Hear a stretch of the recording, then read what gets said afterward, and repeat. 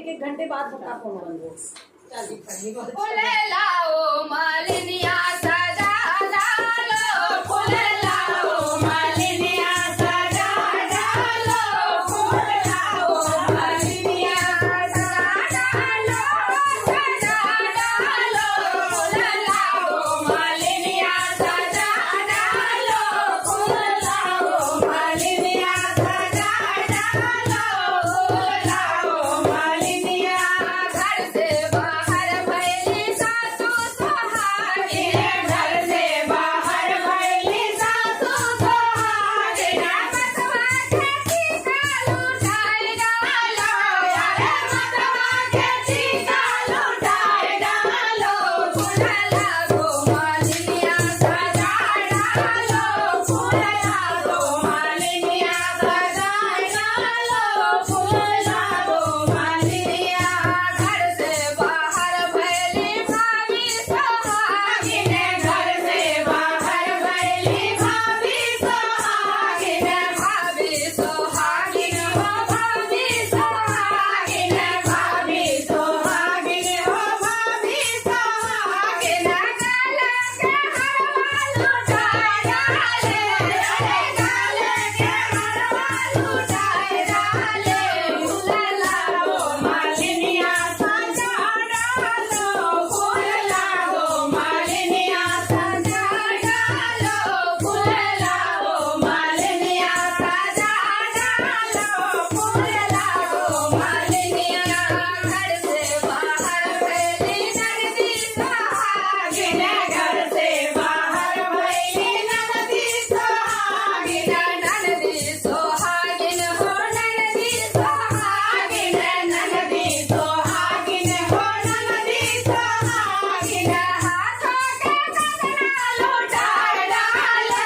अरे हाथों के कंगना लुटाए डालो, फूल लागो मालिनिया सजा डालो, फूल लागो मालिनिया सजा डालो, फूल लागो मालिनिया घर से बाहर भैली चाची सुहागिन, घर से बाहर भैली चाची सुहागिन, भावा के छागल लुटाई डालो,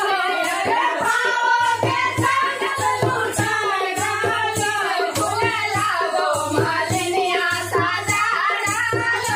फूल लागो मालिनिया सजा डालो, फूल लागो मालिनिया सजा डालो, फूल लागो मालिनिया सजा डालो, फूल लागो मालिनिया सजा डालो, फूल लागो मालिनिया। ए बनी के जन तनी काम कर पूजा बोले भाभी ज्यादा कुछ काम तो दिन वजन बा उठाई के वजन बराबर के खा दे बाबा ये बहुत बढ़िया बा भोजन मार ए रे कदी मारे बड़े काफी दीदी अब चल दे वाली लाग ये आगे पे मैं पीड़ा लगा लगा था मारे मारे ना क्या बताई क्या बताई आओ इसी दे जगह में हो ना जमा बहुत दिन से बैठी हां चलो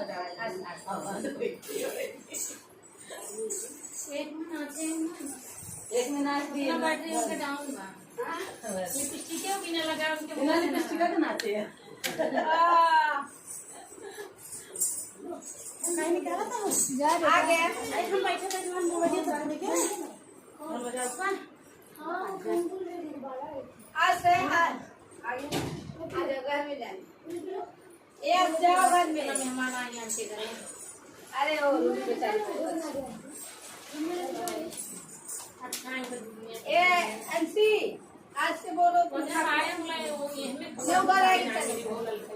पानी तो ये जहां चढ़ा हो तो ना तो ये मन रख दे कलर दियाई और स्नान का हो कलर आना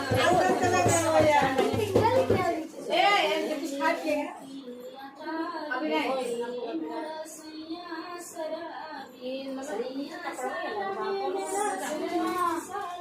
नहीं बटे गुलाब एक बार नौतन कहीं नहीं